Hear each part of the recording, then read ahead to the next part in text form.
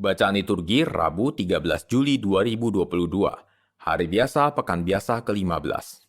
Peringatan Fakultatif Santo Henrikus. Bacaan dari Kitab Yesaya. Beginilah Tuhan bersabda, "Celakalah Asyur yang menjadi cambuk murkaku dan yang menjadi tongkat marahku. Aku akan mengerahkannya melawan bangsa yang murtad, dan aku akan memerintahkannya melawan umat sasaran murkaku.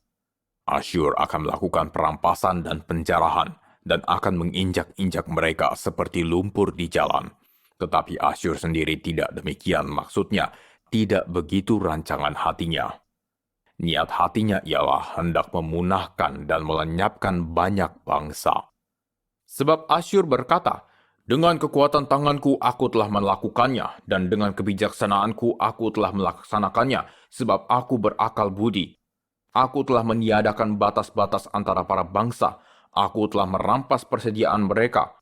Dengan perkasa aku telah menurunkan orang-orang yang duduk di atas tahta.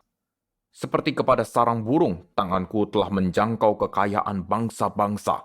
Dan seperti orang meraup telur-telur yang ditinggalkan induknya, demikianlah aku telah meraup seluruh bumi, dan tidak seekor pun yang menggerekkan sayap, yang mengangakan paruh atau yang menciap-ciap. Beginilah firman Tuhan. Adakah kapak memegahkan diri terhadap orang yang memakainya? Atau gergaji membesarkan diri terhadap orang yang mempergunakannya? Seolah-olah gada menggerakkan orang yang mengangkatnya, atau tongkat mengangkat orang yang bukan dari kayu. Sebab itu Tuhan semesta alam akan membuat orang-orang yang tegap menjadi kurus kering, dan segala kekayaannya akan dibakar habis dengan api yang menyala-nyala. Demikianlah sabda Tuhan, syukur kepada Allah. Tuhan tidak akan membuang umat-Nya. Tuhan tidak akan membuang umat-Nya. Umat-Mu ya Tuhan mereka remukan, dan milik pusakamu mereka tindas. Janda dan orang-orang asing mereka sembelih, dan anak-anak yatim mereka bunuh.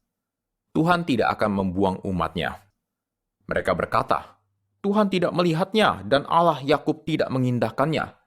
Perhatikanlah hai orang-orang bodoh di antara rakyat, hai orang-orang bebal, bilakah kamu memakai akal budimu? Tuhan tidak akan membuang umat-Nya. Dia yang menanamkan telinga, masakan tidak mendengar. Dia yang membentuk mata, masakan tidak melihat.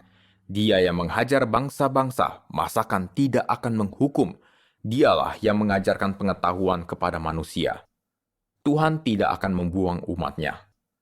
Sebab Tuhan tidak akan membuang umat-Nya, dan milik pusakanya tidak akan Ia tinggalkan. Sebab hukum akan kembali kepada keadilan, dan semua orang yang tulus hati akan mematuhi. Tuhan tidak akan membuang umat-Nya.